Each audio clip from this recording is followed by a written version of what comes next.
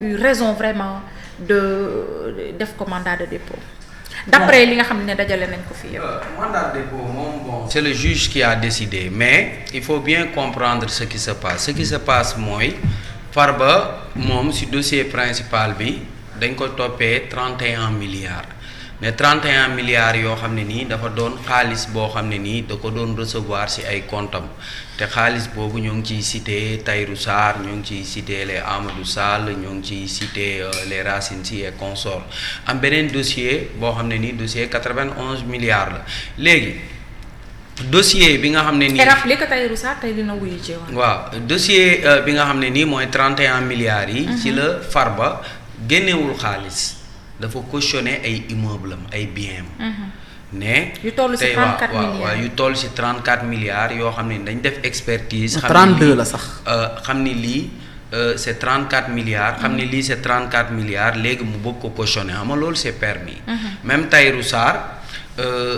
dafa def expertise benn terrain boo xam ne nii ay 8000 hectares la xaw ma 8000 mètres carrés je pense. benn terrain boo xam bañ ko évaluer c'est 394 milliards. Parce que Tahirou Sarr peut-être c'est pour anticiper par rapport ak Farba Ngom parce que Farba Ngom dem na cautionné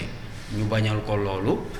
Tahirou Sarr peut-être moom xam ni loolu peut-être dinañ ko laaj mbirum caution ak yooyu moo tax mu dem def loolu léegi est-ce que boo déggee toutes ces sommes là tu vas se dire finalement Farba moom moo def li ñu koy toppee. waaw est-ce que c'est ce qu'on doit se dire parce que tey yow sénégalais bii nga xam ne am nga problème mu am fukki dërëm pour jënd gerte caaf. boo déggee ni waaw boo déggee ni gars yi mais quand même je pense aussi que c'est pas un crime d'être un milliardaire. Non du tout. Parce que il faut bien comprendre le dossier Farba Ngom. Farba Ngom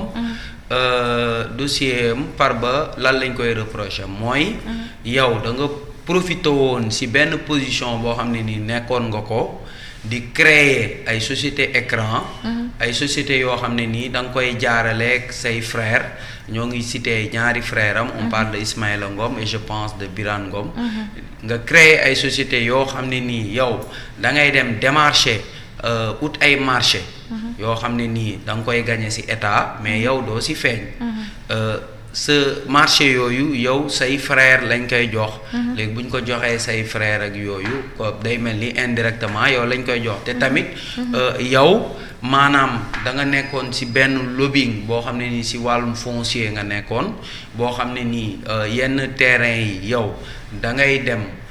acquérir ay terrain yoo xam ne ni ñoom jàpp nañ ni terrain yi nga koy acquérir jaarul yoon léegi terrain yooyu boo ko acquérir jaarul yoon doo ko jaay directement état mais da ngay jaar par benn intermédiaire on cite notamment les Tahirou Sarr comme ça nga jaay ko moom bu ko demee jaay état après mu joxaat la sa quote-part moo tax ma ne man li ma waxoon depuis le début du ma ci génn mooy aujourd'hui il va falloir prouver que d'abord il va falloir d'abord prouver l'origine illicite des biens de Farba Ngom mooy tey Farba xaalis bi nga xam ne nii moom yor na ko walla xaalis bi nga xam ne nii CENTIF gis na ni en fait y a eu des transactions Farba am na xaalis boo xam ne ni jox nañ ko te xaalis boobu il faut préciser que c'est pas sur une seule année c'est sur plusieurs années la étalé wu man on m'a dit depuis 2019 mais en tout cas c'est lu ñu retracé c'est sur plusieurs années c'est pas sur une seule année xaalis boo xam ne nii diggante moom ak ay Amadou Sall diggante moom ak ay Tahirou Sarr diggante moom ak ay Racine Sy xaalis boo xam ne nii Farba dañ ko doon envoyé xaalis boobu la ñuy essayer xool Farba nan la amee xaalis boobu comprendre nga léegi est-ce que le fait de dire que Farba Tahirou Sarr jël na xaalis envoyé ko Farba est-ce que ça veut dire que Farba est coupable de détournement de deniers publics pas forcément parce que Omar Sagna jëlal kiiwam bi Diego parce que c'est important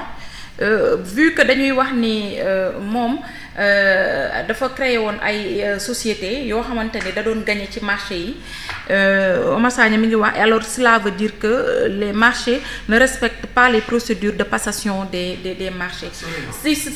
si su fekk voilà su fekkente ne loolu la bëgg a wax cela veut dire vraiment que y a problème aussi Omar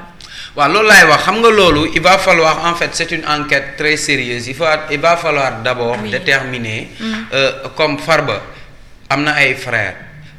am nañ ay société nee nañ c'est Farba qui se cache derrière ses frères léegi société yooyu ñoom yan marché la ñu gagné marché yooyu bu ñu demee ba déterminer ne marché yi lañ gagné ñu demaat xoolaat ci procédure yi est-ce que marché yi bañ koy gagné est-ce que gagné nañ ko normalement bu fekkee gagné wuñ ko normalement là on peut se dire que am na benn délit foofu deuxième niveau de vérification bi mooy marché yu ñu doon gagné est-ce que effectivement ñoo ngi ko doon exécuter nu mu waree yaa ngi dégg comme par exemple quand on dit que y a un hôpital qui a été construit par exemple à Agnam ñu ne peut-être par exemple c'est pour exemple ñu ne benn frère Farba Ngom moo ko gagné léegi hôpital bi fallait ñu dem expertiser bu fekkee ni hôpital bi c'est un marché de 100 milliards est-ce que effectivement 100 milliards def nañ ko ci hôpital bi je pense que éléments yi ci loolu la léegi bu fekkee ni tey les gens se rendent compte que en fait Farba Ngom il avait certaines personnes il y avait certaines personnes ay nit yoo xam ne dañ nekkoon ci administration bi nekk ci yenn société état yi wala nekk ci yenn agence état yi di joxe ay marché fexe ba Farba Ngom gagner marché yooyu loolu on peut parler d'escroquerie par exemple parce que mën nañ ne donc Farba Ngom moom dafa doon utiliser position am au niveau de l'état du Sénégal parce que c'est un gars politique boo xam ne nii am na benn bras long xam na marché dina jóge fii xool nan lay capter marché boobu fexe xam quelles sont les informations concernant ces marchés là pour xam effectivement nan la ñuy gagner marché boobu donc via les sociétés écran mooy ay yeneen sociétés yoo xam ne ni en tout cas les magistrats sont en train d'enquêter sur ça donc Farba man comme je le dis toujours il bénéficie toujours de la présomption d'innocence de même que Tahirou Sarr de même que keneen ak keneen ki nga xam ne nii tudd nañ la ci dossier bi donc en tout cas loolu moom foog ñu xam ko mooy aujourd'hui est-ce que Farba terrain yi nga xam ne nii moom moo ko doon jaay est-ce que Farba moom moo ko moom est-ce que moom moo ko moom ça veut dire est-ce que Farba a acquis légalement ces terrains-là sinon donc ça veut dire que foofu am na erreur am na une association peut-être de malfaiteurs bu fekkee il les a acquis légalement donc ça veut dire que il en a le droit parce que nee nañ la liggéeyu courtier c'est un dossier c'est un liggéey bu légal la da ngay gis koo xam ne nii gis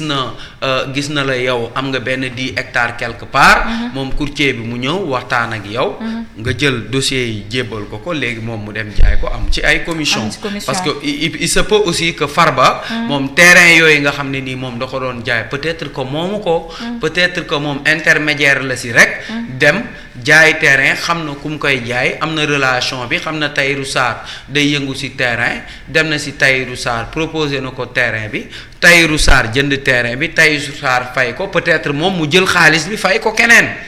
jël ci commission donc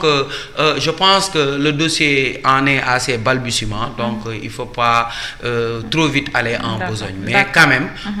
plus que ñuy dem plus yenn éléments yi di gën a rechercher et ça peut mën na gën a enfoncer Farba suñu demee ba ci biir sëriñ pourquoi parce que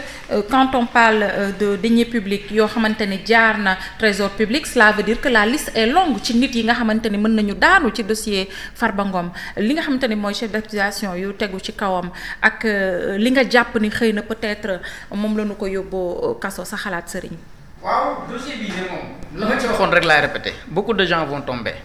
waaw dina am nag ñoo xamante ni dinañ surprendre nit ñi buñ ne ñii